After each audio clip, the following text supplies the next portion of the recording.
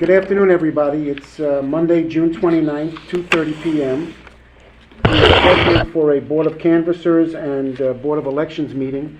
First, let me take attendance. Jim Shalik, I'm here. Nahid Kozame? Here. David Naiman? Here. Diane Dillon? Present. Elise Barnes? Present. Jackie Phillips? Yeah, Jackie texted me earlier. She's going to be on the meeting a little bit late. Alan Banoff? Here. You think a little bit louder, Jim? It's hard to hear you. Sure. So everybody's here but Jackie, and she said that she would be joining us a little bit later. So we certainly have a quorum. Hope everybody's well. First, I was talking to Margaret and Kevin. Can you hear me now, Alan? Better? Yes, go ahead. Yeah, Lisa's adjusting the phone. Is that better? Okay. Yeah, regarding the Board of Canvassers, Margaret tells me, and I know staff was working, I'm told they were here till 4 in the morning or something in that area. But apparently, Margaret suggests that we move the Board of Canvassers meeting for 24 to 48 hours. Clear Ballots is still conducting their audit. But Margaret is hopeful, Margaret, if you want to chime in, we can regroup on a Board of Canvassers within 24, 48 hours? Yes, that's, I spoke with the state and they believe that within 24 to 48 hours, we'll be able to have the Board of Canvassers complete their work. Okay. And we can do it remote. So we're going to put that over hopefully by Wednesday. Good. Would that be But- the same 2:30 in the afternoon? Yeah, it would be a fairly short meeting. We would go through, you'll see, actually, the final results have already been, well, they're not final till you say they're final. Those results will be certified. And we just go through the audit, the steps that were conducted for the audit, and then the only thing left after that is to have Jim and David sign as the secretary and the president of the chairman of the Board of Canvassers and the secretary of the Board of Canvassers. And Margaret, does that mean that I do need to be there in person? Yeah, you'll have to sign in person once we Right. get the Okay. formal That's documents. That's what I figured. You'll have to sign your name a whole lot of times. I think at Right. least 16 times. Okay. Okay, so the Board of Canvassers will reconvene shortly. Okay, so we're going to go to the Board of Elections meeting. We have a quorum. Just again, Margaret, I know staff's been working literally almost round the clock, and again, the board expresses its thanks to you and the staff. And hopefully we'll move forward soon. A couple of changes to the agenda. I spoke to Lisa and Kevin, and we're going to move the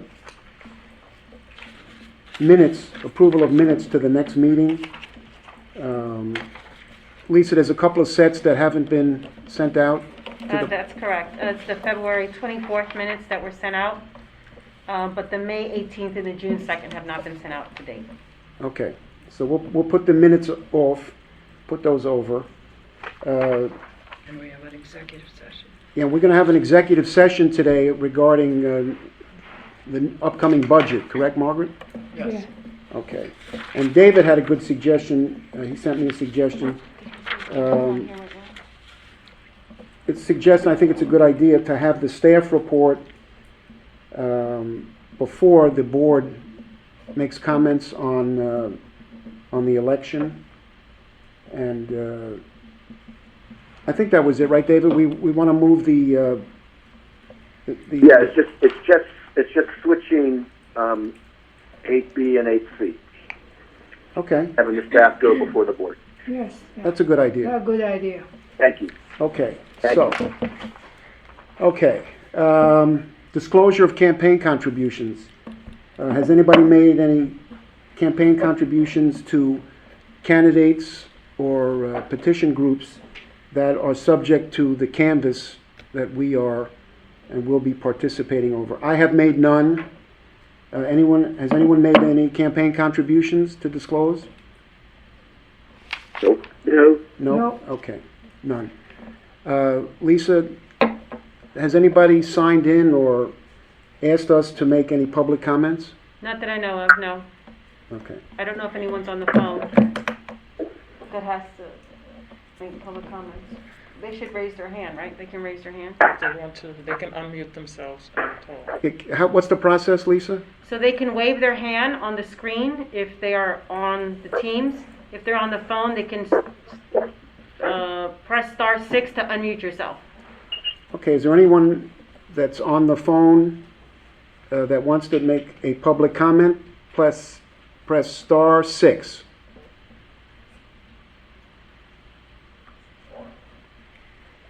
Okay. There doesn't appear to be anybody requesting a public We comment. have someone that's trying to get in and they're having problems, Okay. all right?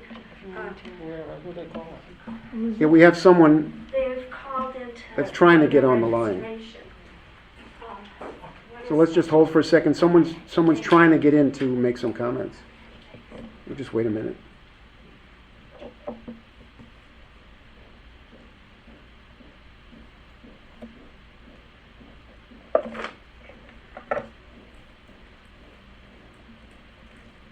Or, do you want to start your report, Margaret? Sure. When this Yeah. person gets through, we can, Sure, that's not a problem. okay, Margaret's report. Okay,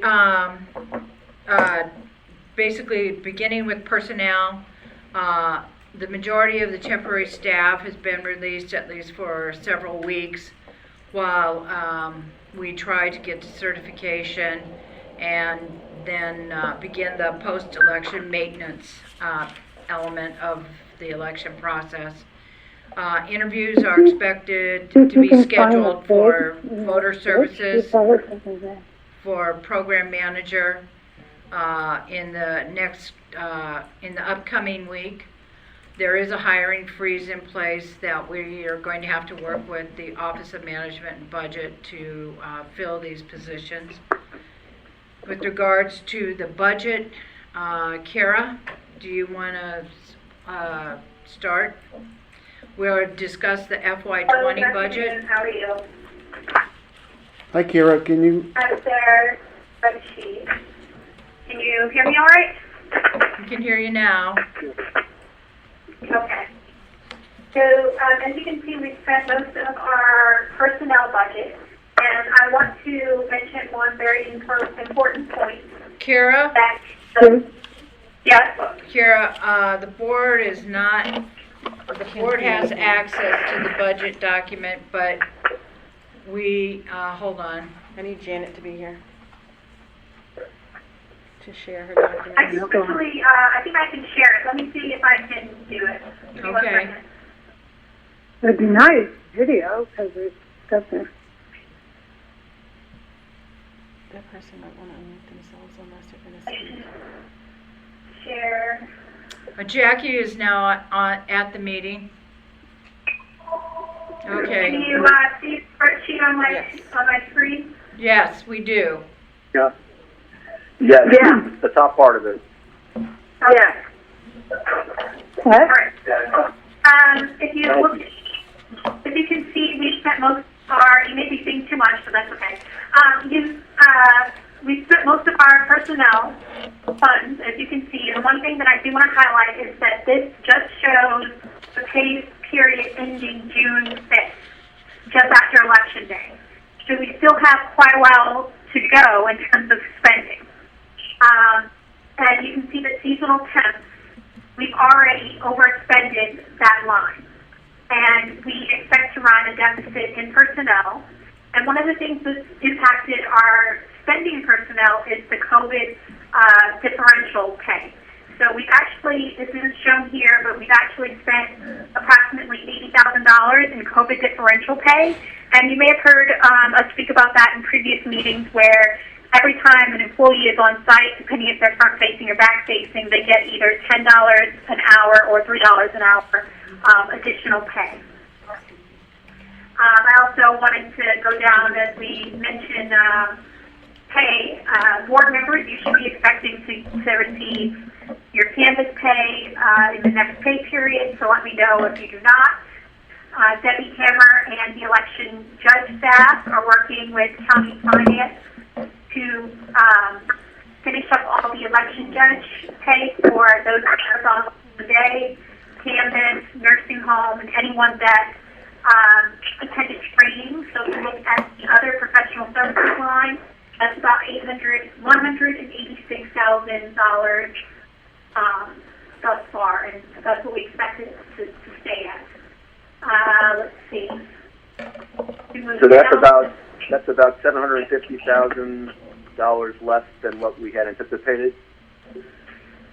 For that line item, but don't worry, Yeah. we'll. Yes, Don't worry, I will be curious to see where it comes back. You will. Don't worry.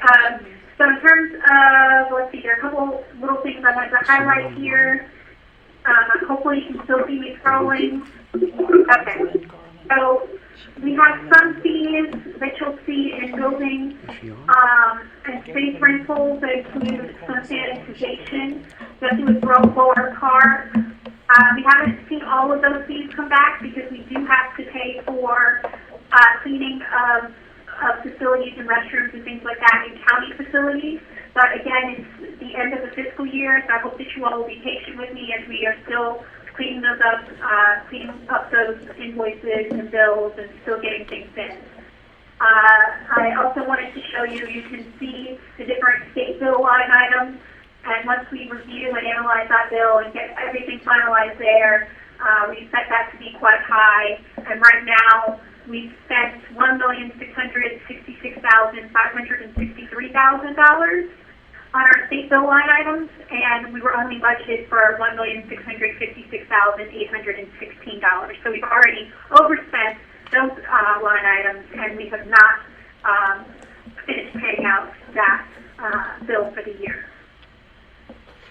And so I can scroll down and so that you all can see, or you can look on your copies, but we are still closing out the fiscal year, and this is not our final budget for our final statement.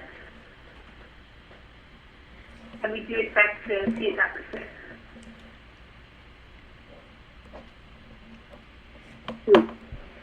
If you have any questions, and we will be going into executive session, so. Hi, this is David. Could I ask a question? At the bottom, the departmental total, it looks like it's about $1.5 million different from what we spent to date and what the budget was. Yes. And what you're saying is that you still expect us to be in deficit because of the state bills or because of other bills? State bill and personnel. Can you go back to the personnel line? Absolutely.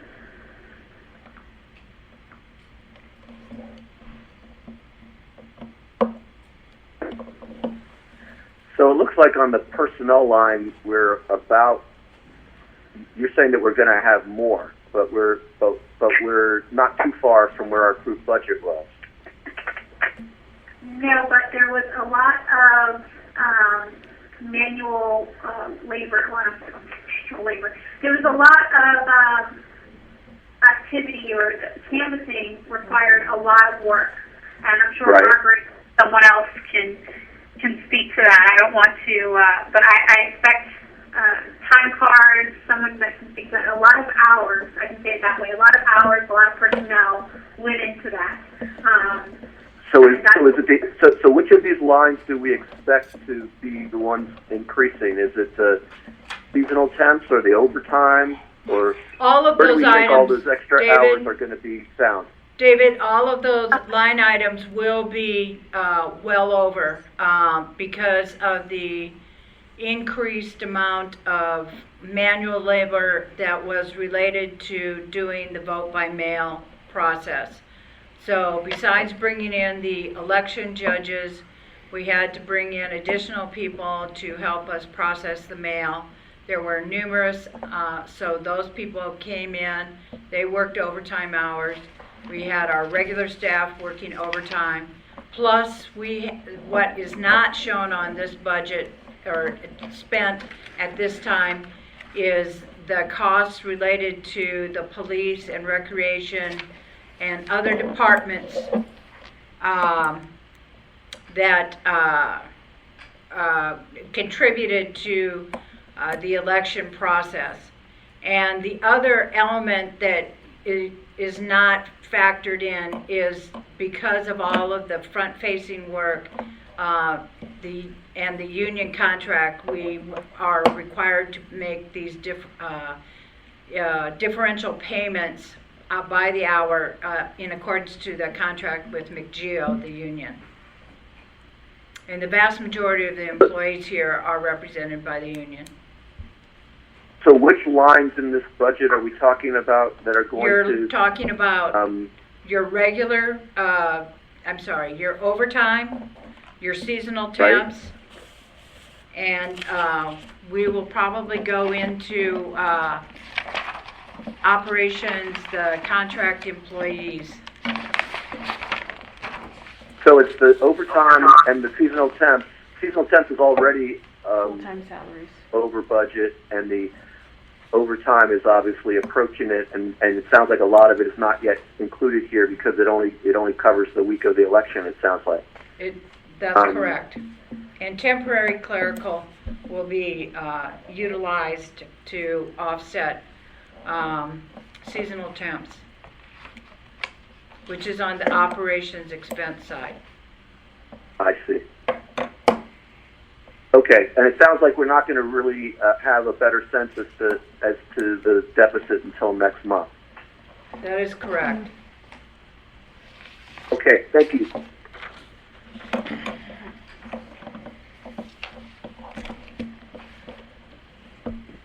Just one final thing, we do begin a new fiscal year on July 1st. Voter registration? Okay, voter registration. Basically, on voter registration, the election was closed on Thursday, I believe, and so that opened up the voter registration process. So voter registrations have been individuals can still register to vote, but they're held. So we have a significant backlog that voter registration staff is beginning to process, especially with the advent of online voter registration. Additionally, we also have a backlog of individuals wishing to vote by mail or absentee ballot, particularly our overseas voters and military voters. So we have that backlog that we're addressing. Then most of the forwarding order expired and undeliverables, that information has been entered into the voter registration system prior to the close of the election. And we did share with the state the individuals that have moved out of state so that those records can be updated in accordance to the list maintenance requirements. So that's what's going on in voter registration. And of course, there's always the petitions that are sitting out there that are possibly in circulation. We are expecting those sometime in the next 30 to 35 days. Going on to the State Board of Elections, the State Board is having an emergency meeting on July 2nd. That is I believe that this is their report to the governor on the conduct of the election for June 2nd. And there have been numerous letters that have been sent to the State Board which I did share with the members of the board from the majority and minority members, leadership from the General Assembly, and I also shared the letter from Mayo regarding how the election is recommended to be conducted for the fall. I have not seen the report that the state board is preparing, but as soon as I get a copy of the report, I'll be happy to share it with with our board members.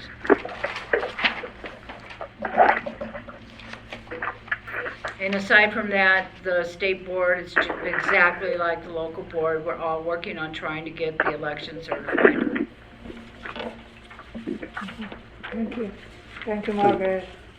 Yeah, Kevin, Dude, I didn't hear that. What was the last thing Margaret said about the state board? This is Diane. Is going to try to what? They're working on the same thing that we're working on, getting to certification.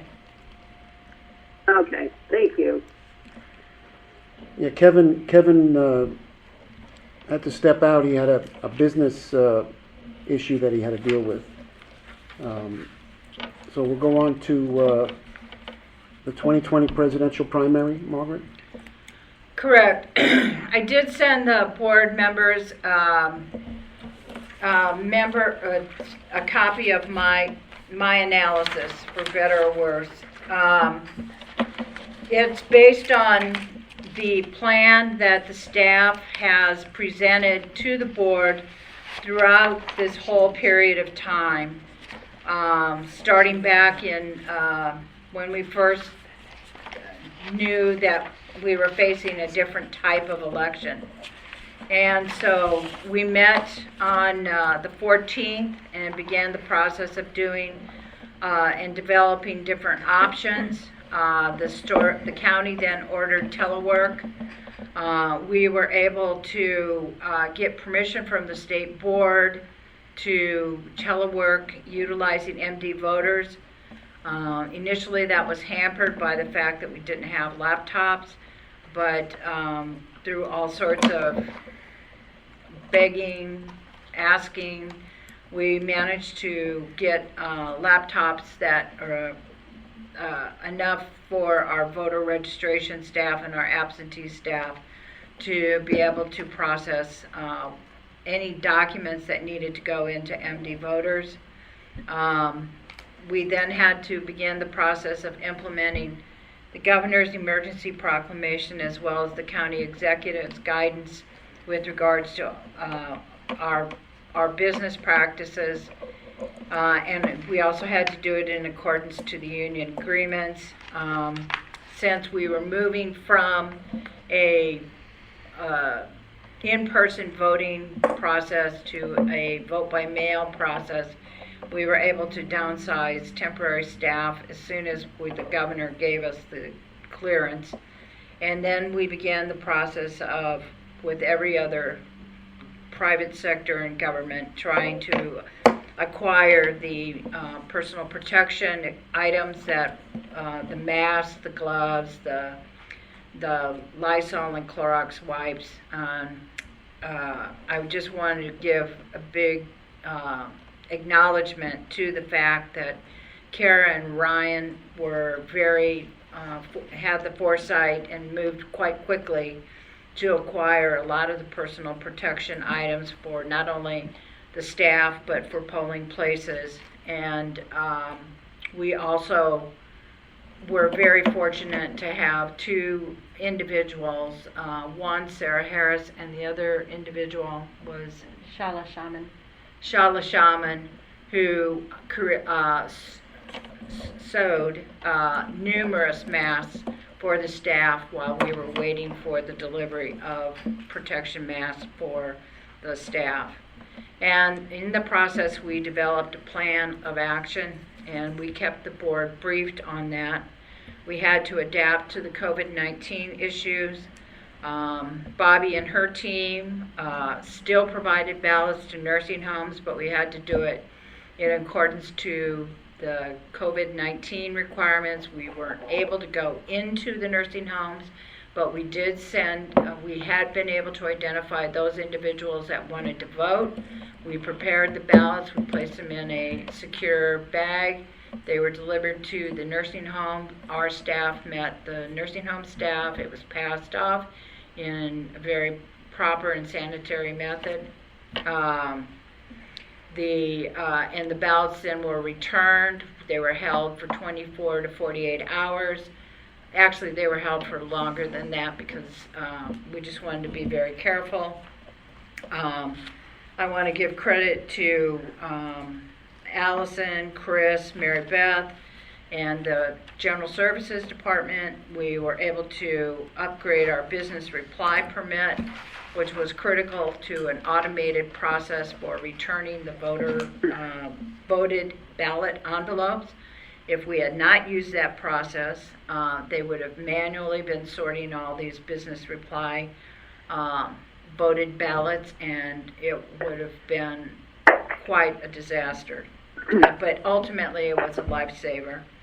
The postage paid return definitely improved the returning, and the coordination between General Services in the Department of General Services and this staff was outstanding. The coordination between the operations staff and the absentee staff was very good. When we were in that very difficult period of time in which the state vendor was not delivering the ballots on a timely basis, and we had to issue them here.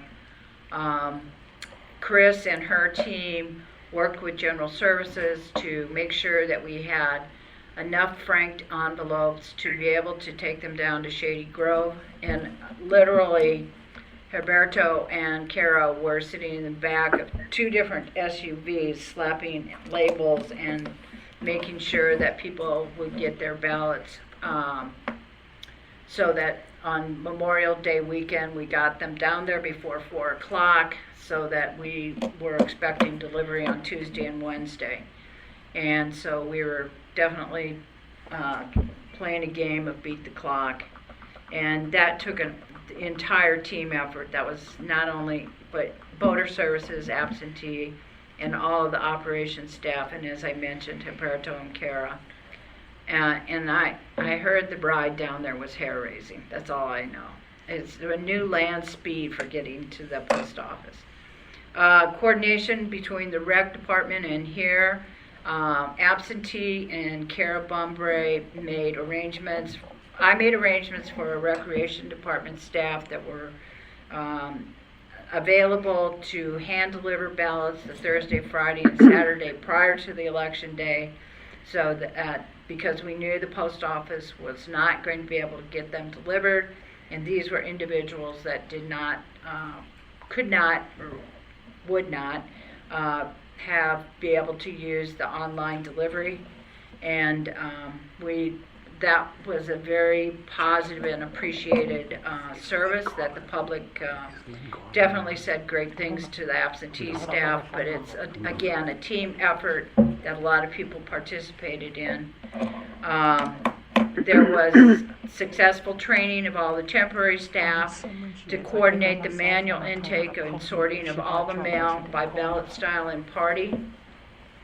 And I'd like to give accolades to Voter Services for the successful completion and batching and input of returned ballots as quickly and accurately as humanly possible. Again, the staff performed at near perfection during some very long days.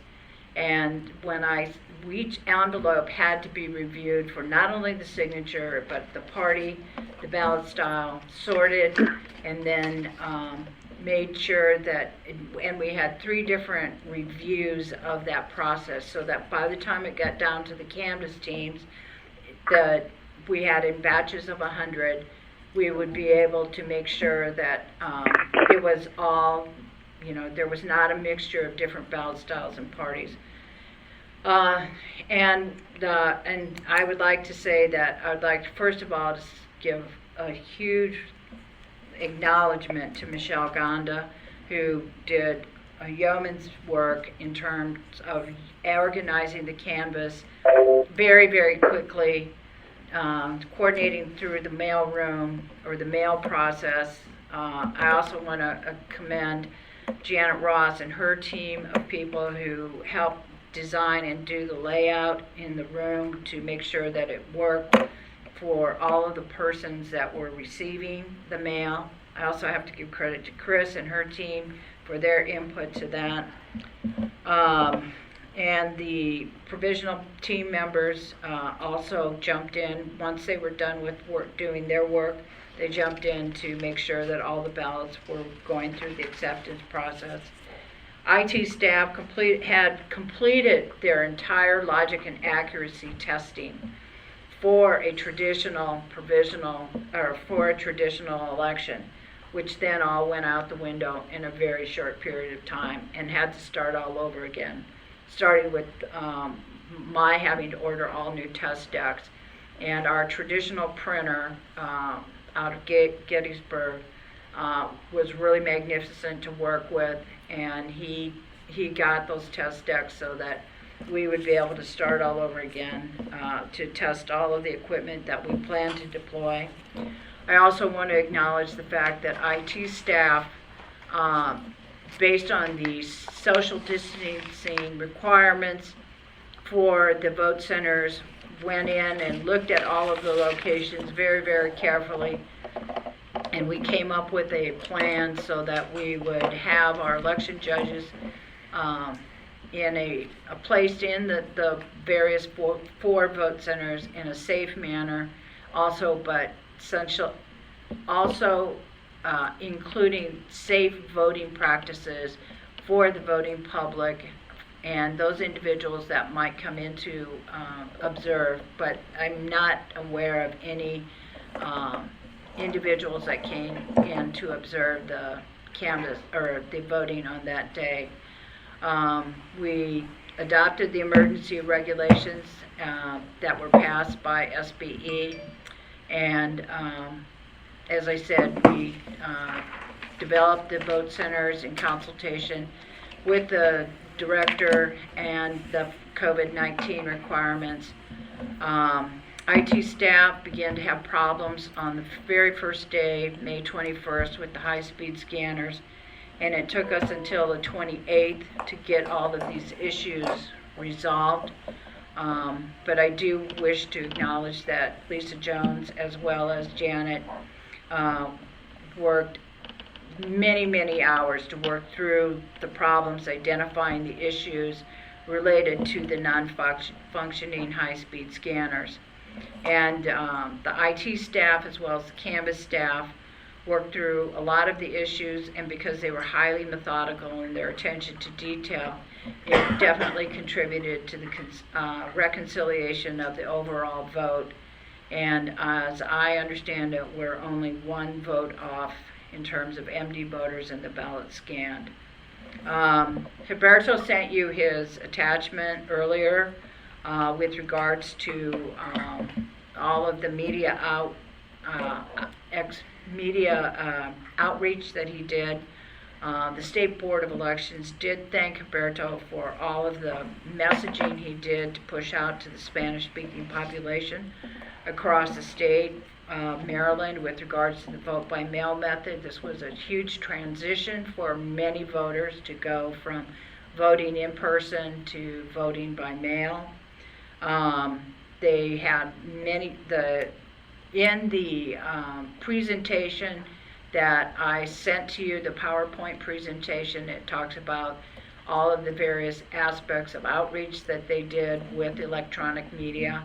I myself, when I was able to watch television, saw advertising on the 11 o'clock news on NBC and CBS.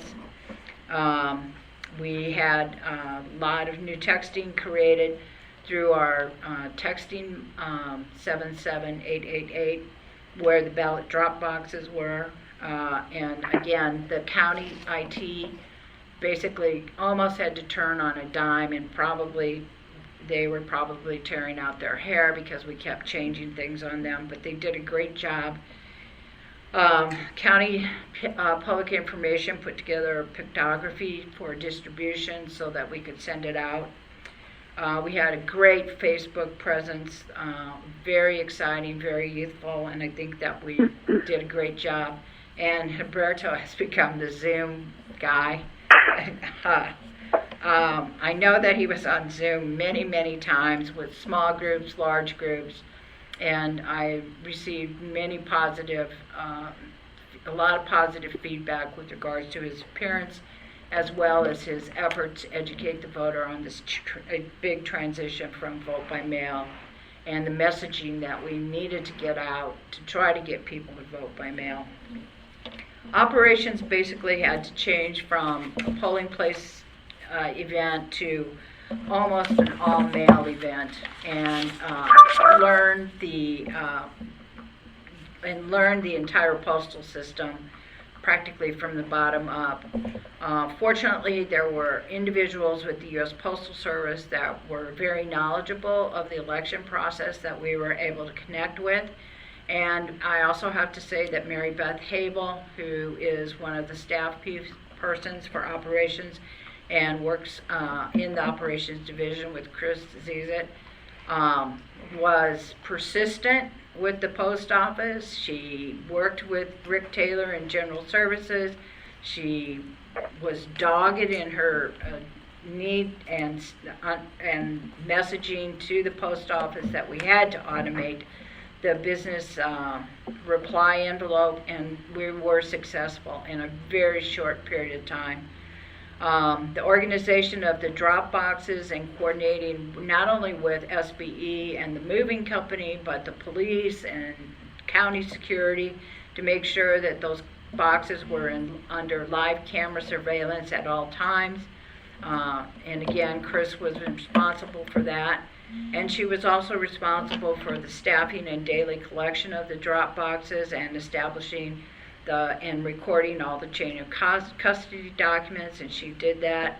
She stayed on top of it, and we had, I recognized that we were going to need additional people the day before the election to help cover the drop boxes, because we knew we were going to, well, she had the foresight to see that we were going to get this last minute push. The election judges were on location at 8 p.m. at all locations simultaneously to allow any person that was in line to drop their ballots into the box. We also had people walking the line or walking the car line to allow them to drop their ballots into a secure bag so that they would meet the 8 o'clock deadline. The police were notified that there was a large crowd at the Silver Spring Vote Center, but Humberto, when I had heard that there was a large crowd, I sent Humberto down there in case there was media.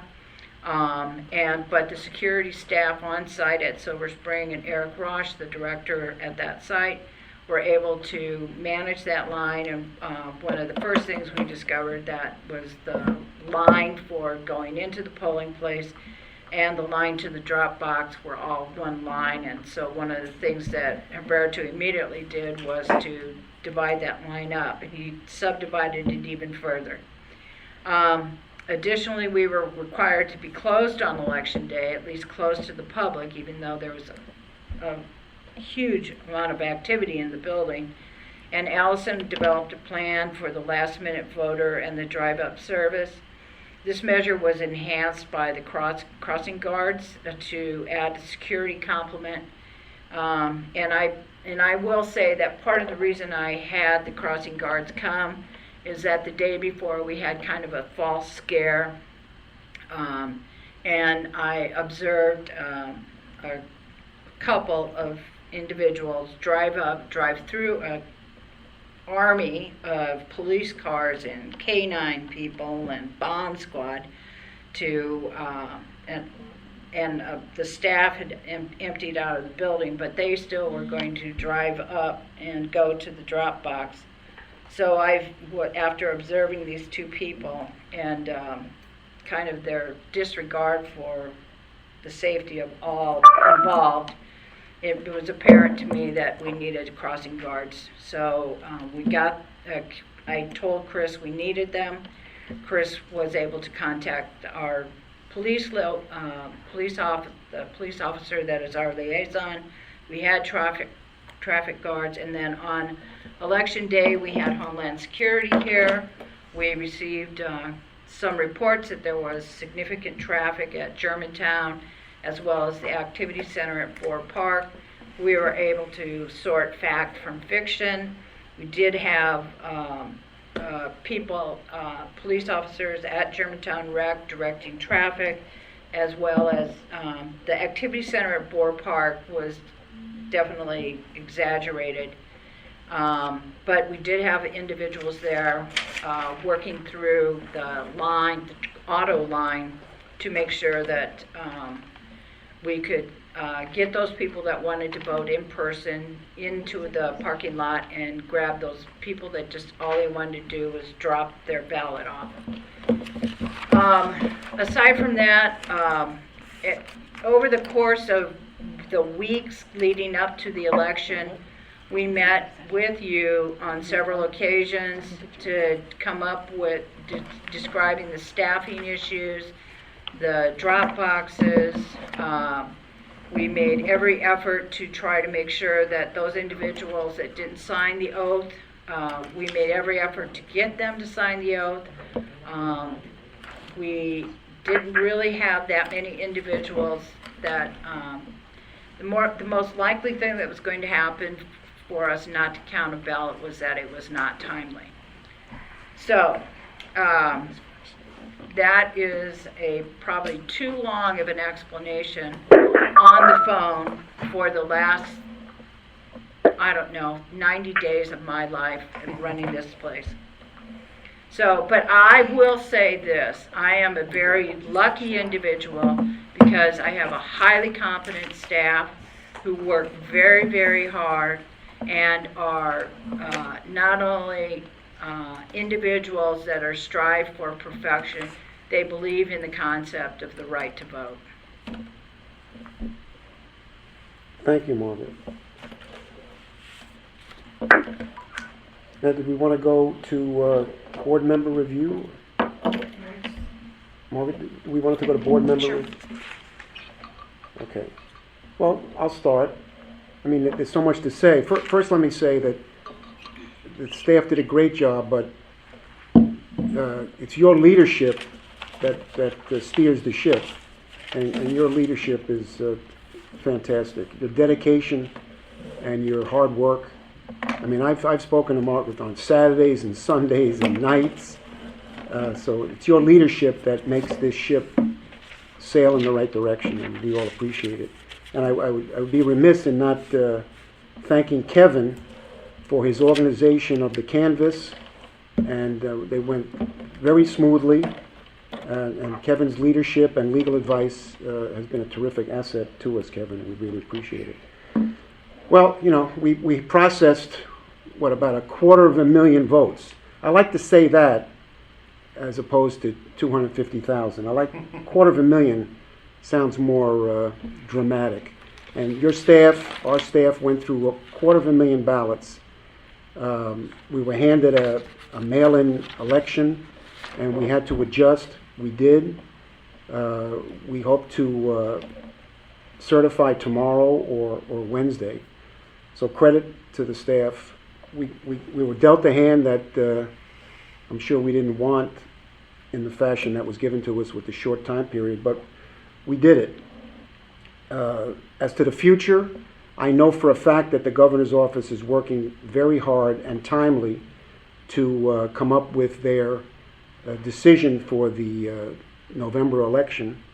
There's a lot of input. A lot of issues arose because it was a mail-in election.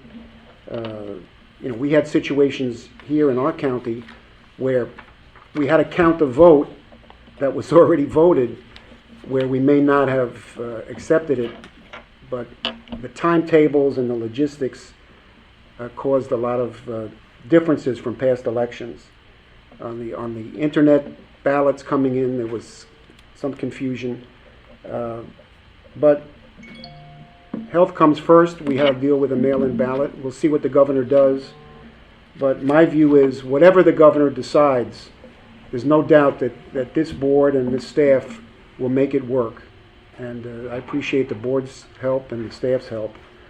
And I turn it over to Naheed. Any comments with you? No, you said it very nicely. Thank you so much, Margaret and the staff. If you kept on the ship, I would take that cruise. David? Dave? Yes, thank you, Jim. I had a number of comments. I want to start by what I think may be the greatest success of this election, and I give great credit to Margaret and the staff, which is the public health success. I looked online at the statistics, basically ever since election day, and there is no indication of any kind of a spike in COVID-19,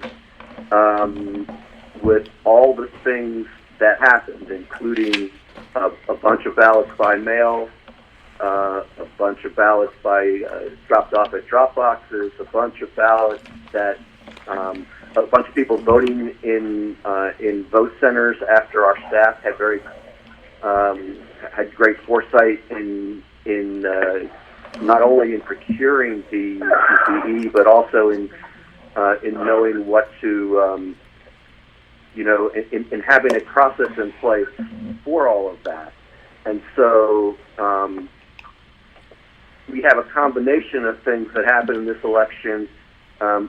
We had more votes cast in this election than we did in 2016 or 2008, and we had it under the very difficult circumstances that Jim and Margaret have described, which is a public health emergency and the need to change how we did our election with very short notice.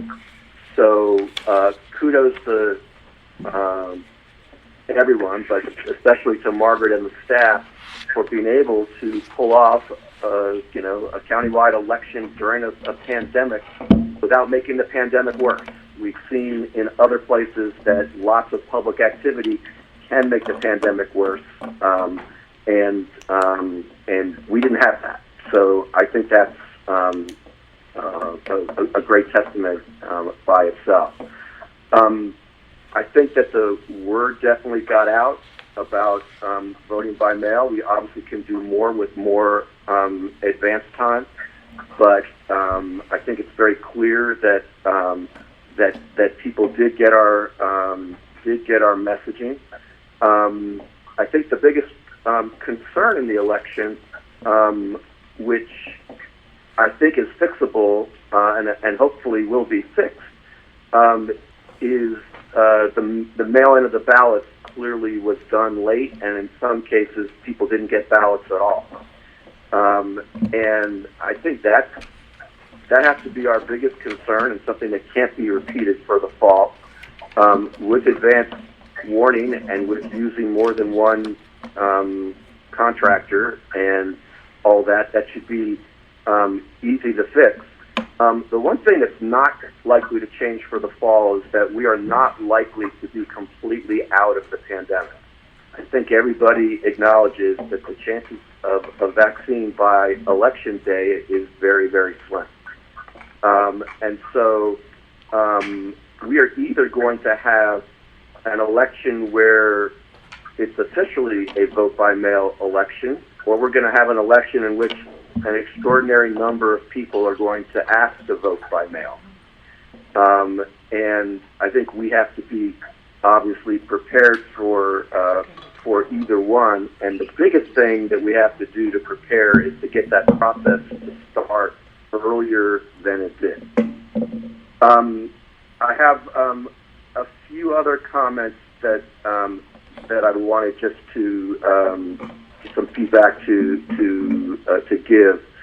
I think that what the staff managed to do with people coming to the board to drop off ballots. You guys can come down. what the staff managed to do with dealing with the voters who came to the Board of Elections, I think we have to consider whether we're able to do something like that in the other voting locations. In each of the locations, it appeared that there was a major rush the last 2 hours, just like as this on election day, just like it was the last day of early voting. But the difference was that at these vote centers, we had people who wanted to drop off their ballots, and we had people who wanted to vote in person.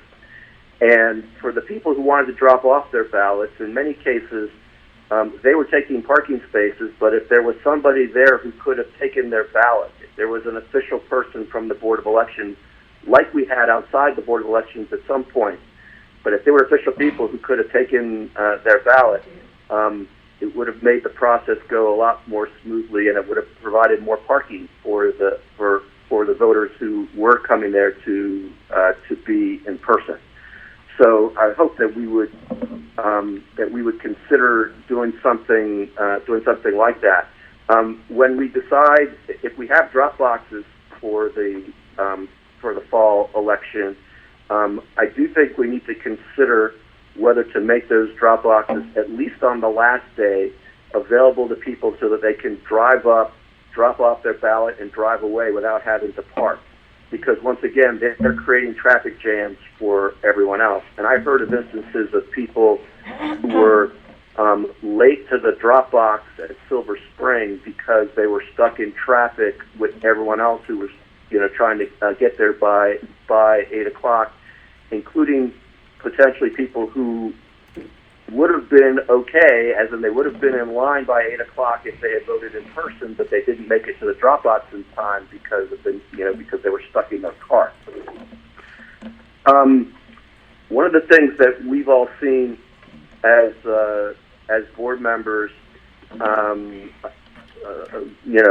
that many times, but more than we'd like, is people signing their ballots instead of signing their oaths on the envelope. And I hope that we are going to, until people are tired of hearing about it, I hope that we are going to be saying, sign the oath, not the ballot, so that we can remind people that, that signing the ballot, it disqualifies your ballot completely. I also know that we've done some of this, but I personally plan, and I hope all of us will, I'm going to, everywhere I go, be saying, avoid crowds, don't vote on the last day. Because if you are stuck in traffic at between 7 and 8 o'clock on the last day, you do run the risk of not having your vote count. If you vote any day other than the last day, the chances of you being stuck in traffic are very slim, and if you and you're much less likely to lose out on your opportunity. And we know that there's an enormous number of people who are going to feel very strongly about voting in this fall election. Jim mentioned one of the things that gave me pause, which was we have conflicting guidance on how to deal with the question of someone who gets a mail ballot and also appears to vote in person, where the state's rules at the moment say that both ballots get disqualified. Our board has said in the past that we don't think that's a good rule. A lot of times what's happening is that people go online to see whether their ballot has been received. There's a significant lag time between when the ballot arrives and when the website says that it's been received. That includes the wait time that we need for health reasons before we even touch their ballot. That also includes processing time for us. That also includes having I'm hearing a bit of an echo here. That also includes when it gets uploaded to the state, and then the state has to revise what the website shows about ballots being received. If we can find a way in coordination with the state to allow people to know more easily whether their ballot has been received, we're going to deal with some of that issue. But we also need to know what the rule is going to be, because if in fact someone can go to the polls and vote who has also sent us a mail ballot but is not convinced that we've received it, that's the easy question, because we got their vote at the polls. We don't have a choice on that one. We don't. But David, can I ask a quick question on that? Are you talking about going to a provisional? I'm talking about having guidance for the situation where we have people who think that their ballot has not been received, and they do both. And what I'm saying is that if we're going to have situations where they go to the polls and their vote at the polls is going to count, whether it's provisional or not. We've had some indications where it's provisional and some indications where it's not. And we have a rule right now that says that if there's a provisional and an absentee, you reject them both. But if the person managed to avoid getting the provisional and votes at the polls, their vote counts. Right. That's not fair. That's not fair to the person who gets the provisional. You know, and obviously we don't, you know, if someone is in fact trying to vote twice, that's a different story. But the vast majority of these cases are people who want to make sure they vote once. And like I said, since there's going to be great interest by everybody in voting this fall and making sure that they're able to vote once, we're going to want to have a much clearer rule that is fair to everyone, either to prevent people from being able to do both, but if we're going to be counting ballots before Election Day like we did for the primary, then we have to have a rule that reflects that. That's all I'm really trying to say about that. And honestly, anything we can do to prevent having the situation where someone's ballot, if we can find a way for people to be able to tell if their ballot's been received more quickly, that would obviously be a big plus. I heard Margaret say that Gilberto fixed the issue with people waiting in line for the same line for the drop box and voting, and that's obviously something we have to worry about at all of our polling places. We don't, we want people to be able to get to the drop boxes as quickly as we can. And I know that we've we've said it before. I want to do whatever we can as a board to educate the public about untimely ballots and to make sure that we have as few of them as possible. I don't remember the exact numbers, but I'd like to publicize that and make sure that people understand that it's really in their interest, not just not to wait for the last day of voting, but also to get their ballot back as early as they can so that they don't run into problems that are caused by either late mailing or the post office not doing what it should or whatever it is that causes our ballots to arrive late. So anyway, let me get back, just to conclude, just to get back to where I started, which is that we had, to my understanding, the highest number of votes maybe ever in a presidential primary in Montgomery County. It's definitely more than 2016 and more than 2008. When that happens, obviously things do come up, and there's always ways that things can be improved. We managed to accomplish all of that without a spike in COVID-19 cases in the county.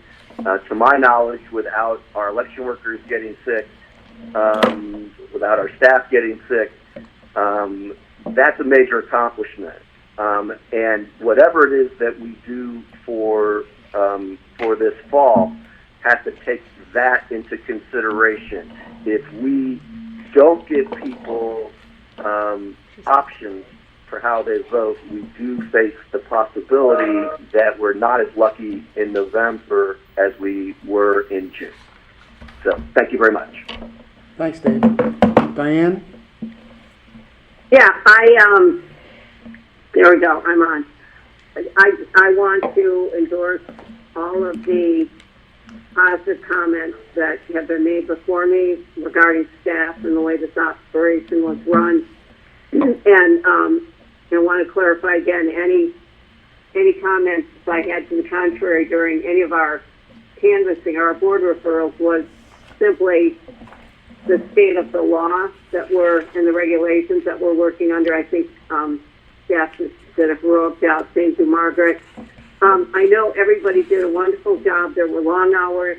It's hard to say. I want to especially thank somebody, but I do especially want to thank the people who showed up, not who showed up, the staff and the town who, in the uncertainty of how bad this COVID-19 is, were there present to offer an in-voting experience to the voters of Montgomery County who wanted to cast their vote in person. I think that is just so critical.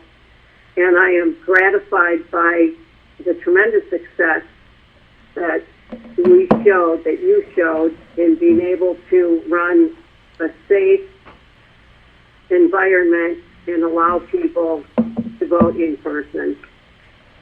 So without, just belaboring any of the other comments, thank you, everybody. But I look forward to maintaining the same standards in November. Thanks, Diane. Elise? Yes, I just wanted to add my thanks as well to everyone for how hard they worked and the yeoman's job that they did. I know that it was a challenging set of circumstances, and so their commitment and dedication is much appreciated. I also wanted to ask a question about the Mayo letter, and just get Margaret's and or Allison's views on the recommendations of that letter, since that's a group of professionals, and just what they thought about it. Thought about the recommendations. Well, I'm going to tell you, this is Margaret. That letter was probably put together in less than 24 hours. And it was in response to the fact that the leadership of the General Assembly and the minority leadership of the General Assembly were making recommendations for the upcoming November 2nd election.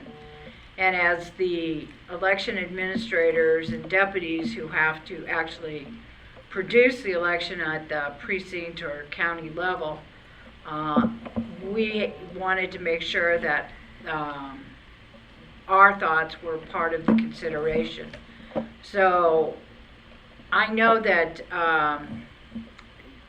probably some of the suggestions we made are a little bit different than what the leadership had suggested, but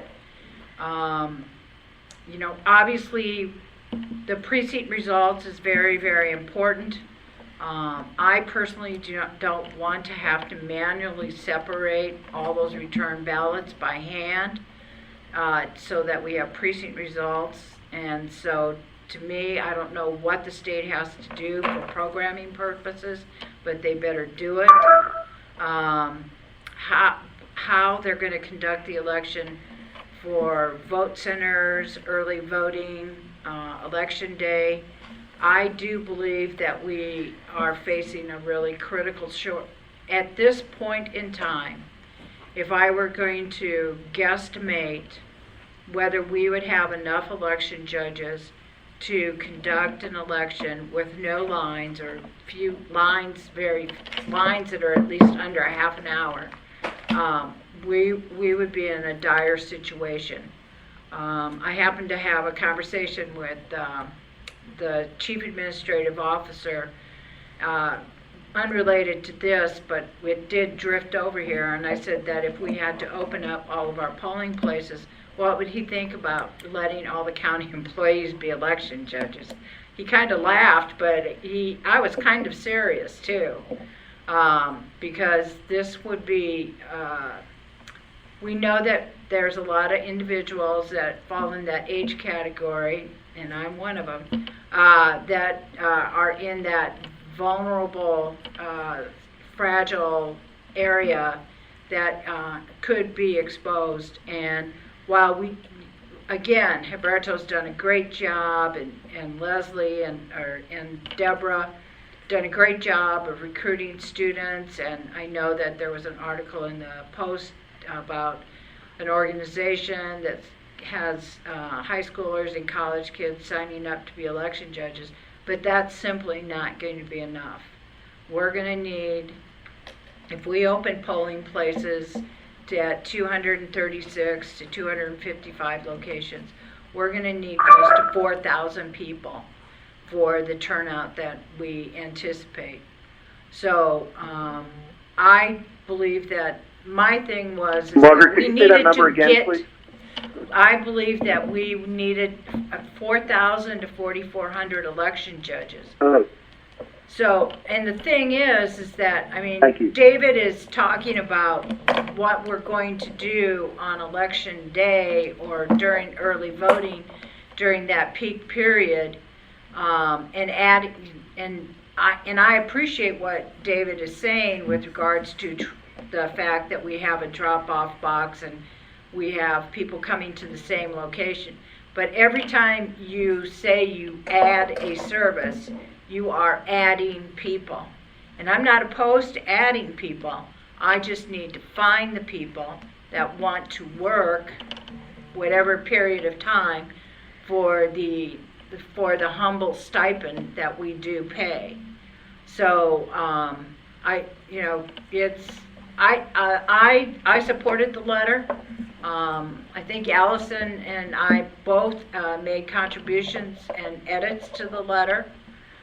So if they're gonna, I really do think that if we're gonna live in this COVID-19 on November 3rd, that moving to vote by mail with so many days of early voting available, and how we get to the number of days and the number of locations, I'm completely open to listening to the policymakers.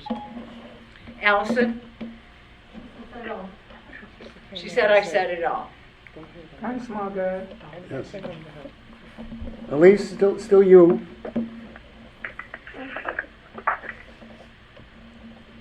Elise, did you have something else? No, that was it. Oh, okay, thank you. I didn't know whether Allison was going to speak or not. Allison said I covered it.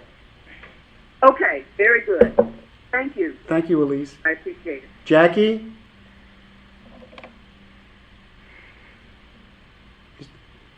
She's on mute. Jackie, you're on mute. She's not. I want Okay, good. add my thanks to everybody for the great job they did. And I want to make sure we seriously consider Senate Minority Leader Jennings and Whip Hurst's letter that came to us and the points that are in that. I want to make sure that we do that also. Look carefully at that. Thank you, Jackie. Alan? I echo what David and Diane and Elise said. I think that our staff had Herculean efforts to overcome some very major problems with a strange hybrid election thrown at them and close to the last minute. I think that Margaret has a very thorough explanation of what they did during the primary. I'm hoping that at some point, perhaps by our next meeting, she and the staff can present lessons learned from the election so that we know what could be done better, what was good, what worked, and then what could be improved in the general. On the boxes, I think that maybe the Mayo letter covers this, increasing the number of drop boxes. I think they're around $500 a pop, but they would certainly be less expensive than having more election workers. You don't need 4,000 to 4,400 election workers if you have more drop boxes. And with more time, I'm wondering if we get some drop boxes with spouts or snouts so people can drive up and stick in the ballots that way. in the past, we've had some very good sample ballots, and those pamphlets told people what to do and what not to do, giving very good information about signing the outside of the envelope and not the ballot. We didn't have a sample ballot this time. I don't know if there'll be a sample ballot in the general. But if there is no sample ballot in the general, then they need to change the ballot that goes out by mail, and maybe in red letters to say, sign the outside envelope, don't sign the ballot. That'd be very important to do. I'm sure the press will be after you on to talk about the certification and stuff, and I hope that that's an opportunity to inform the press. People shouldn't be signing the ballots, and also reminding the public about other errors that you encountered in the process. People overvoting, or two people were voting for president, that kind of thing. People for two candidates for president. So those are just some things I wanted to bring to your attention, and I thank you all for the great work you did. It was very hard work. I missed the opportunity to see it firsthand, but I wanted to be safe about it. And I appreciate, as David said, that there are no reports of COVID-19 among the staff or election workers, and that's a very good thing. Thank you. Thank you, Alan. Thank you. Margaret, Alan raises a good point. We're going to have a lessons learned from the staff at some point? Sure. Someday. Okay, good. I mean, I think we have to plan the next Can I- election. Yes. Guys, Yes, I'm go sorry, ahead. this is Diane. Can I just add one more thing that I forgot to ask when you were doing the board comments? Just a question. From what we learned with this first time a broad mail-in ballot, I have to assume that we have learned that there were ballots that were returned as undeliverable, many other scenarios with mail that went out, because we all read the reports about problems with the mail service and people getting extra ballots and just a whole amalgam of things. And again, I'm not casting blame on our staff or anything.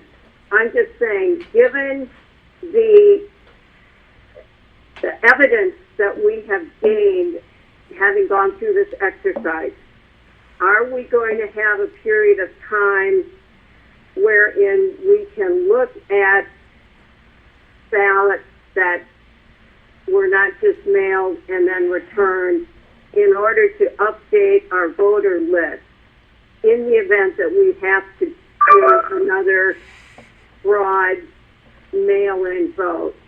Am I making that question clear enough? I'm trying to simplify it. Will we be able to clean up the voter roll in order to make sure that some of the problems that were inevitable can be remedied?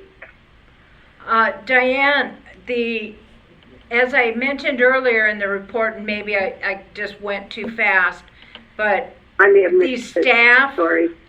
The staff did, so far, all of the, there were something like 14,000 undeliverable forwarding order expired letters that were not delivered. And what the staff did before the election closed was enter that information. So if John Smith forwarding order address forwarding order expired, then we entered that information into MD Voters, and that triggers a process in which we began to clean up our list. Now, this issue was also brought up by the State Board of Elections, and the State Board is also very interested in trying to do as much as we can to find those individuals, to determine if they're lost somewhere here in Montgomery County or Maryland, or if they've actually registered to vote in another state. So everyone is aware of it. I commented to Jim I think at the very beginning of this process, that one of the, consequences of having to do this mailing process the way we did with the first class mail actually is somewhat beneficial in the sense that it at least, this is something we struggle with on a regular basis, how to make certain that the lists are maintained and up to date as much as humanly possible. But I don't, I didn't get a lot of phone calls, but I certainly got significant calls of individuals who said, Margaret, I'm getting ballots for my 2 kids, and they're grown, and one lives in Oregon, and the other one lives in Arizona. And I said, well, every time we've sent you a sample ballot, what did you do with it? And they would say, well, I threw it away. And I said, well, what I want you to do this time is to send that ballot back so that we can begin the process, or even better, get your son, daughter to send me a letter or an email with their signature that says, please cancel me. I'm a registered voter in Oregon, Arizona, New Mexico, wherever these kids happen to land. So, and I was, sending emails and faxes, taking them up front to our voter services. That's what one of Humberto tries very, very hard to tell people to keep their registration up to date, and that includes cancellations. If Junior moves away or Sissy moves away, someone's got to be adult enough and notify us. Thank you, Margaret. Okay, thank you. Sorry if I made you repeat any of that, but I appreciate that detail. Thanks. May I ask a follow-up to that? Yeah. Margaret, is that also the purpose of the postcard that Mayo was recommending be sent? No, Mayo's asking for a separate postcard, not the confirmation. You're thinking of the green confirmation card? Which I'm not sure what I'm thinking of. Yeah, I know that Mayo was generally speaking, in order to. No, they want a separate postcard. Separate from the Mayo, separate from the confirmation mailing.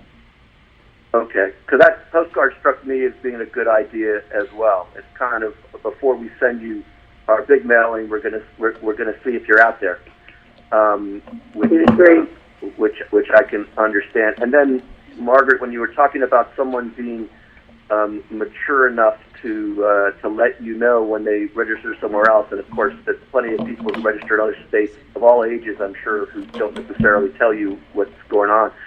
But I gather that the voter themselves have to do it. If a parent comes to you and says, my kid moved away and registered somewhere else, it's still not the voter telling you, right? So that's how come I said to the individuals that talk to me directly, and the staff says the same, I need a signature. So all they have to do is say, I have moved to Oregon, my name is Margaret Jurgensen, and they sign it, scan it, and send it to elections@montgomerycountymd.gov, and we can cancel that individual's registration. We cannot do it without a signature of the voter.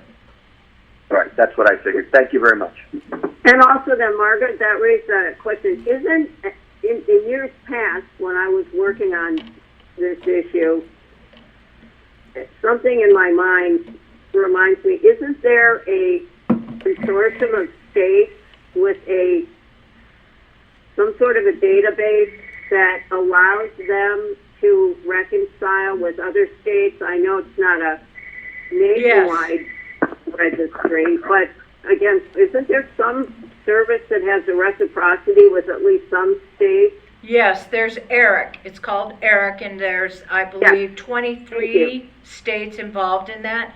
And yes, we do reconcile to that. We call it the ERIC drop. And so what happens is, generally monthly, we receive information from ERIC that allows us to clean our lists. Okay. And the other 30 states, it's only 20 states, you say? Is it regional? I think it's 23 states. Okay. It's a All right, thank you. voluntary organization. Okay, thanks. Margaret, does Eric allow you to clear off the voter rolls just based on its information, or does it just start the process where you have to send out mail? It starts the process. So you still have to mail. You still have to have 2 mailings that get returned. Yeah, after I doing think the only thing that I almost need Lolita in here, is with death notices. That one is a different process. They Right. can be canceled right away. If you get notice from a public agency that someone has died, they can be canceled. But as far as double registration, certainly not, I'm not speaking of covert fraud at all, just people register, don't think to unregister. If you get notice of that from another state, that they've registered, that just gives you the heads up to start a process to then make them affirmatively let you know that they can be taken off? There is a process in which we can begin to take them off. That is correct. And right off the top of my head, I don't remember the exact steps. But yes, But we can do that begin the process on an of, ongoing basis? well, you know, I really feel like for me to give you, I would really like, I can write this out for the staff or for the board. I want to make sure there's different steps for all sorts of different ways that we're notified. And the Eric moved to another state. I want to make sure I have that right before I state that publicly. Okay, and of course, even in the ideal situation where this all works properly, we're only talking about 20 states. Approximately 23, but yes, you are correct. All right, thank you. All right, thank you. Okay, Kevin, we'll go back to your report. Sure. The State Board of Elections was involved in litigation in federal court regarding 2 party petitions. The parties are seeking to have the number of signatures required, which is 10,000, reduced. It is my understanding that the State Board and the 2 party petitioners have reached an agreement that they need to have 5,000 signatures in order to be considered a party for the next election cycle, or for the general. That's the Green Party and the Libertarian Party? Correct. So that's the first issue. The second issue is we have 2 petition sponsors that are circulating the same petition, which is to divide Montgomery County into 9 council districts. It is my understanding that they have reached out to, or retained counsel to contact the state to see whether they will get any relief from having to submit 10,000 signatures for their petitions. The State Board has passed an emergency guide that has extended the date for submitting your petition to, in essence, the old date, which is August 3rd. So in addition to all the other work the staff has, they can expect to see some petitions coming their way. That's all I have to report. Okay. All right, so we're going to go to new business, and under it says polling place update for the general election, Margaret? Right. Okay. Just right now, we haven't had a whole lot of time to devote to this, but as soon as the election was close to completion from June 2nd, I asked Chris to begin reaching out to all of our polling place locations to find out which locations would be available, which were a no-go, and which were maybe, it depends on the future. And so I'm going to let Chris come on up here.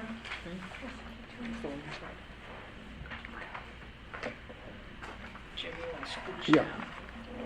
Okay, Good afternoon. Hi, Chris. Hi. Hi, Chris. Hello. We have had responses from most all of our polling locations that are private or are something out of the ordinary, not a public school or a library or a rec center. And we're still waiting response from 5 locations. Did they receive the spreadsheet? Yes. Lisa had provided you with the spreadsheet. We did receive a call this morning from St. John's Evangelical Church. They had been on the waiting response. They have moved up into the green zone where they have agreed to be available for us. The only thing is that I will preface St. John's response was they began asking questions about what the Board of Elections planned to do for the location.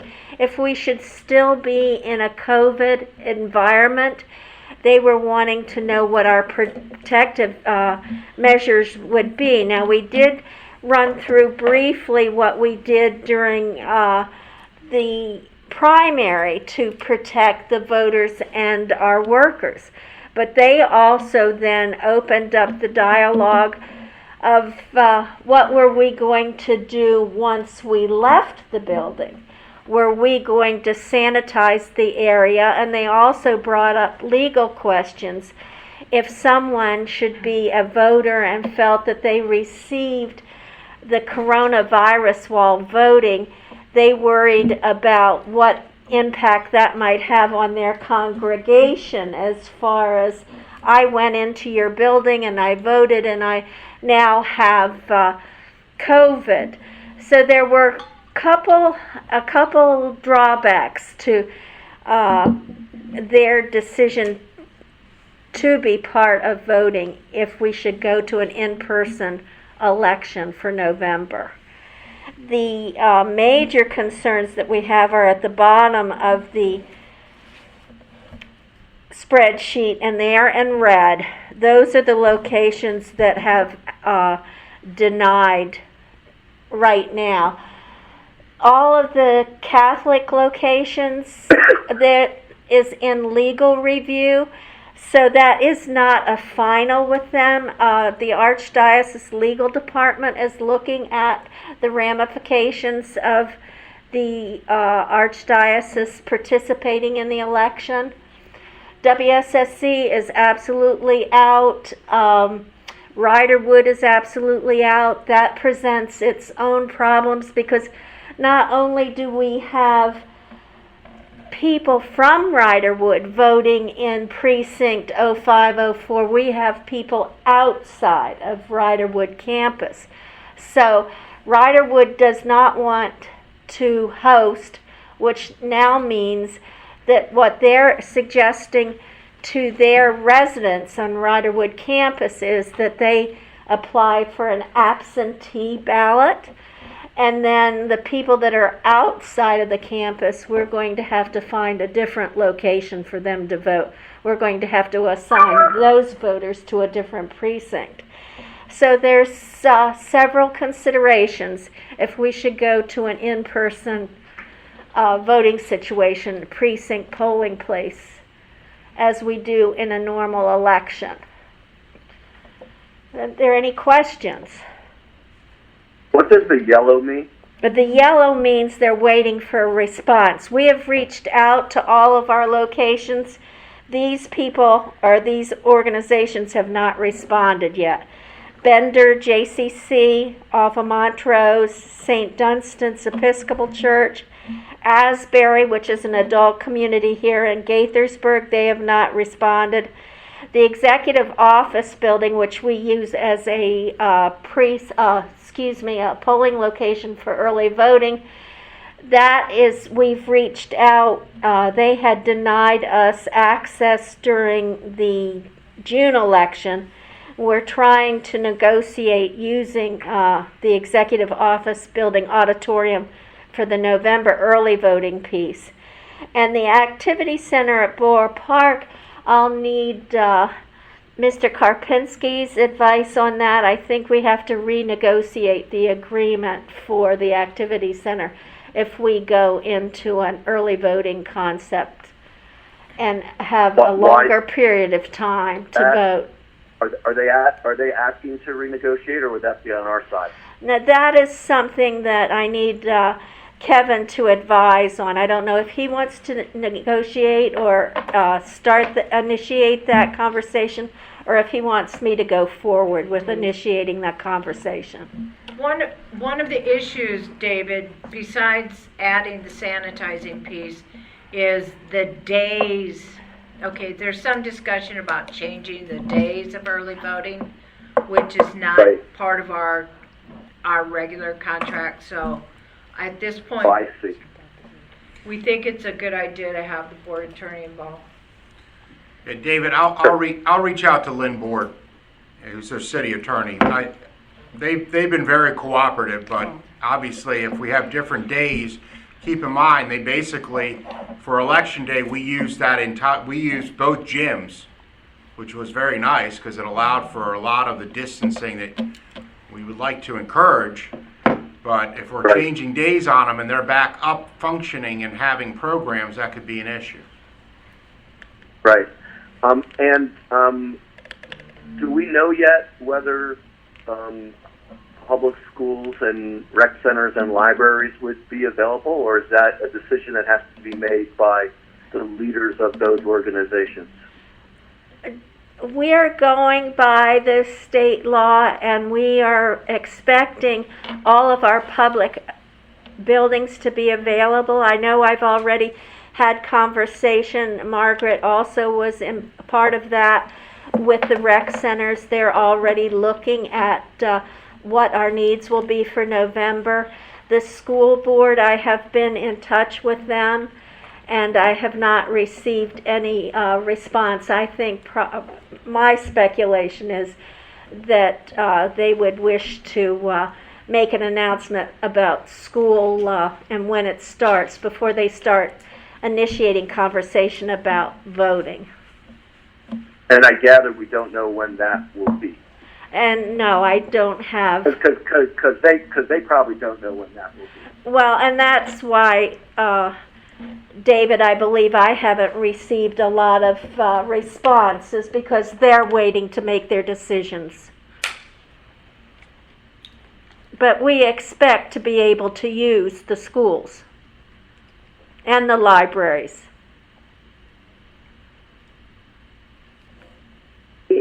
David, are you done? This is Diane. Yes, go ahead. Great. I got a question for Kevin, if it's possible for you to answer this. Since you mentioned since it was mentioned that the days might change for early voting, is all of this within the province of the governor to determine from A to Z what the election is going to be in November? Yes. State Board's going to make a recommendation, but ultimately it will be an emergency proclamation by him. It'll be made by the governor as to how the election will be conducted and the dates for early voting and what other restrictions are going to be in place. But ultimately it's the governor's decision.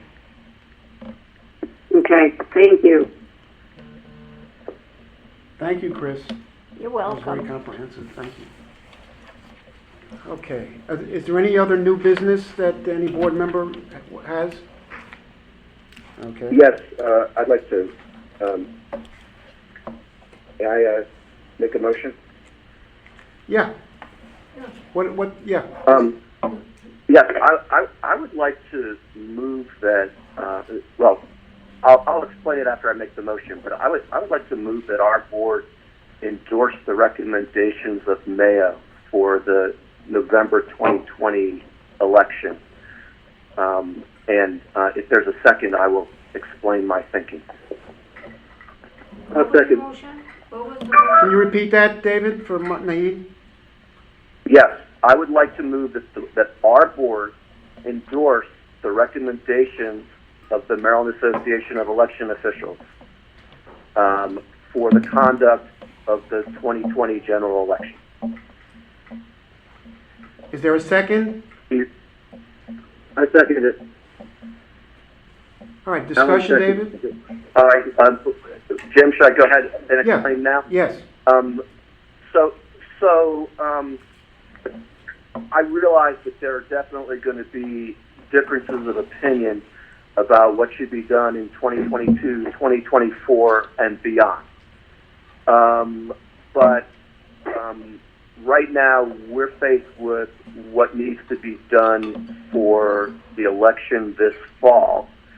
And for those of you that have had the opportunity to read the Mayo letter, it's very impressive, and it's even more impressive when Margaret tells us that it was done very quickly, because they have identified a number of very serious issues that we will face trying to conduct in-person election day balloting in Montgomery County and throughout the state.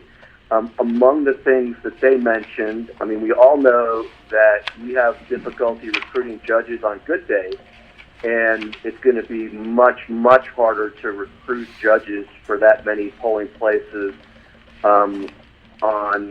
during the pandemic.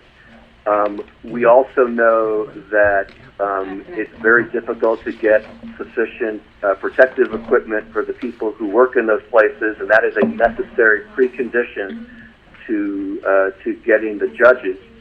And we know that the vast majority of voters are likely to want to vote by mail under the circumstances because of the health situation, so it just and I left out that the letter also talks about the challenges of training. If we are going to get new judges, like Margaret had an excellent idea about trying to get county employees, but for those who haven't served as judges before, they have to be trained. In order to train them, we have to train them either remotely or in smaller groups so that they can be socially distanced. If they're going to see any of the equipment that they're going to be using, they have to do it, almost certainly have to do it in person. It means doing at least twice as many training sessions as we would normally do. It just seems like it's going to require an enormous amount of effort and energy, and would be very difficult to do successfully this year. And again, I'm not trying to say what should happen in the future. I think the jury may still be out on vote by mail because I think the biggest issues with vote by mail in the primary were caused by the ballots being as late as they were, and I'd love to see what a vote by mail looks like when the ballots arrive on time. But whatever the case, I think that you're very unlikely to be in a circumstance in November where we are able to have the normal election that we would have. So the proposal from Mayo is something of a compromise. It is no election day voting other than at the early voting centers. I believe it's either 5 or 6 days of early voting instead of 8. And of course, the number of days is, as Margaret said, there's lots of different ways to approach that. But that would also help to lessen the lines that we saw at the end of election day for the primary. Remember that the general is probably going to be the highest turnout we've ever had, but it's certainly going to be a huge number of people.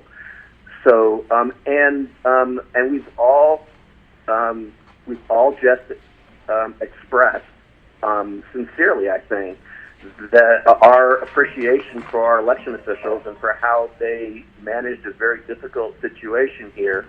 here we have a proposal that comes directly from the election officials, endorsed by our election director, that clearly has thought through a lot of the issues with in-person voting. The biggest thing that we can do, obviously, as has been said, this is going to be a decision that's made not by us, but we can express our thoughts as to what is realistic for us to do. We're a large jurisdiction. We have bigger issues on almost every front.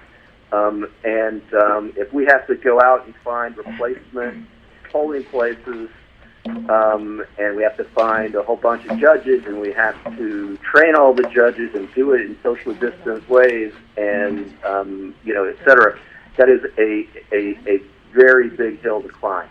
So that is why I think it makes sense for us to weigh in and to indicate that we want to continue to have the appropriate balance between what we can do as election officials and what we can do to promote public health. I think we reached a pretty good balance for the primary. There were definitely issues, but I think that we should be continuing that balance for the general election. It is too early to know what's going on with this virus. Yeah, speak up. Oh, Can you hear me?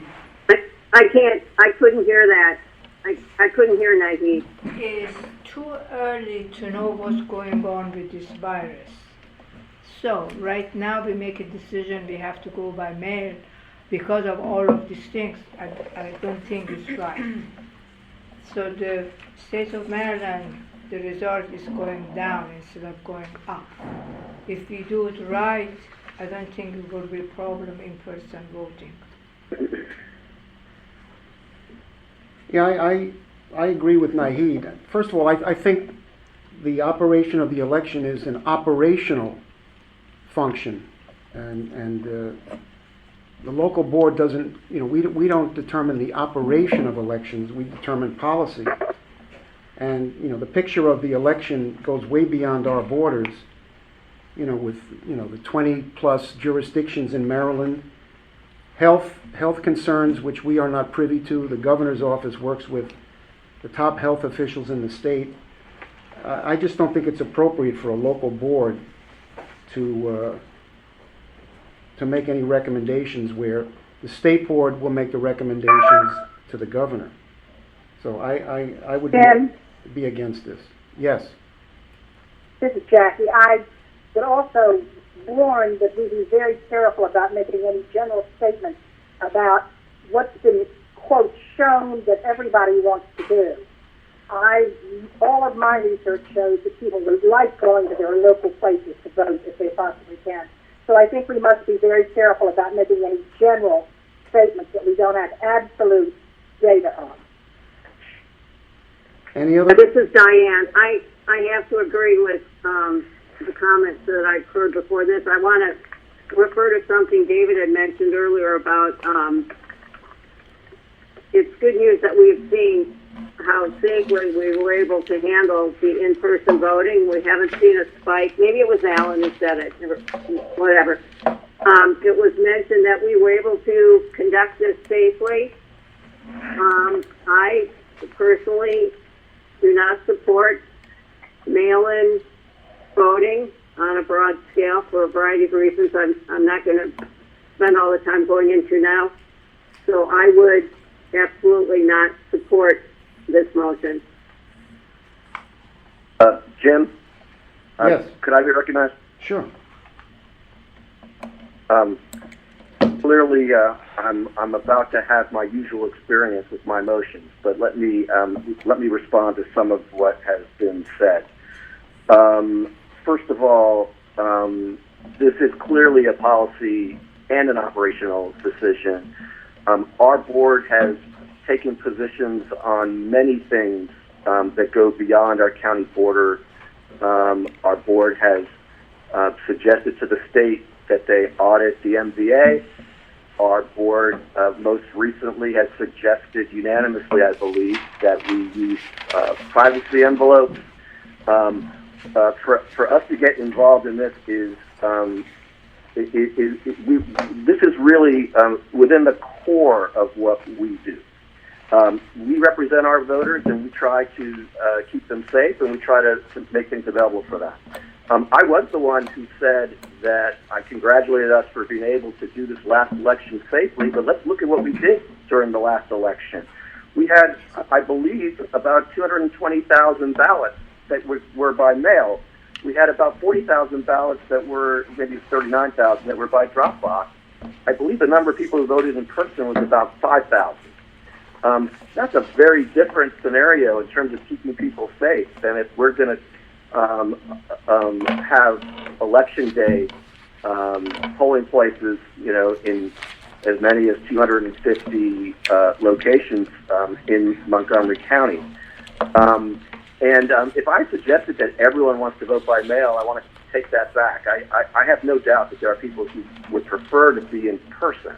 But what I am suggesting is that there's going to be a very large number of people who want to vote by mail if there is no COVID-19 vaccine.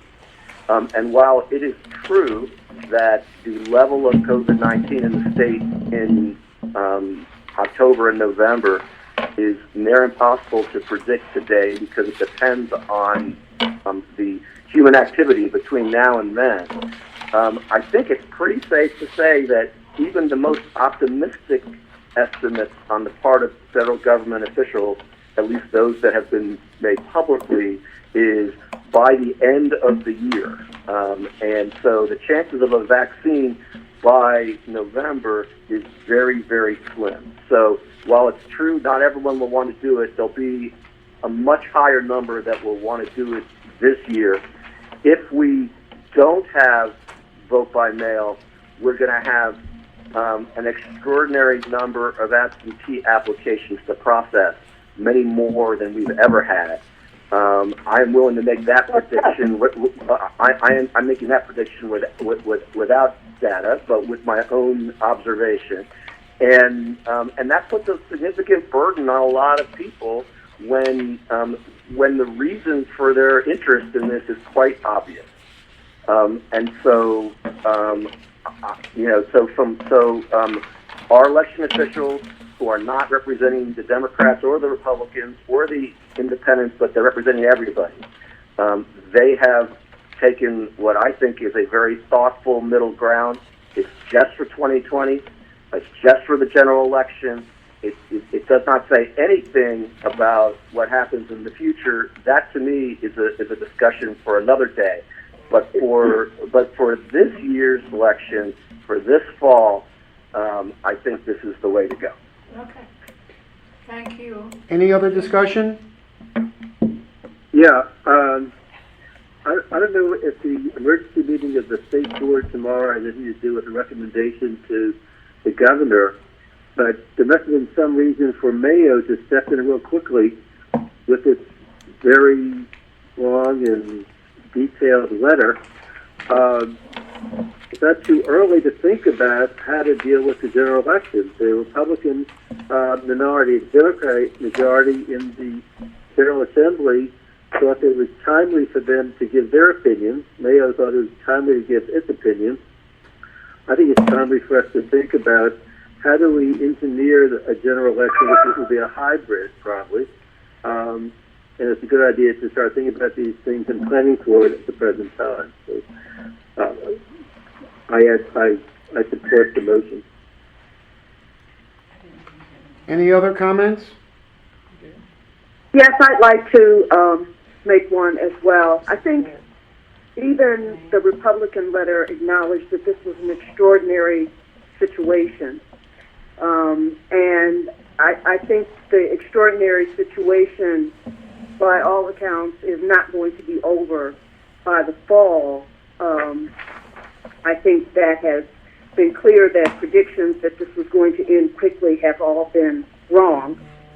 And I think if we can have the opportunity to endorse a plan that everyone can get behind, then we're far better than, we will have a far better result than just scrambling at the end, which puts undue pressure on our staff who, have to deal with the consequences of us waiting to the last minute should that happen. So, I doubt that what we're saying is going to make any difference based on the comments I've heard thus far, but I do think it's important to try to think about ways not to add undue pressure to our staff by waiting to the last minute. Thanks, Elise. Any other comments? Is the voting member vote? Yes, Okay. voting members. Voting member? Okay, we're gonna take a vote. I vote no on the motion. Naheed? No. David? Yes. Diane? No. Elise? Yes. So 3-2, rejecting the motion. Is there any other new business? Okay, we have an action item on the agenda. No. No? Okay. That's it? You don't have anything else? Yeah, one thing. Write a Executive letter. session. Yeah. To write a letter. Oh, yeah, one thing, on the dates for the future meetings, usually we don't meet in August, but I spoke to Kevin earlier today, and his suggestion is that we leave it on. It would be a remote meeting, but I think with the planning of a new election, we may want to keep that on the calendar. Usually we don't have a meeting in August, but the circumstances certainly are quite different this year, Kevin. Do you agree with that? I do. I mean, hopefully you won't need to have a meeting, but you should at least keep it on the calendar. Okay. I think that's a prudent thing to do. Okay, do we have a motion to adjourn, not to adjourn, but to go into executive session? I move we adjourn the public meeting, go to the executive committee. Is there a second? A second. Okay. All those in favor say aye. Aye. Aye. Aye.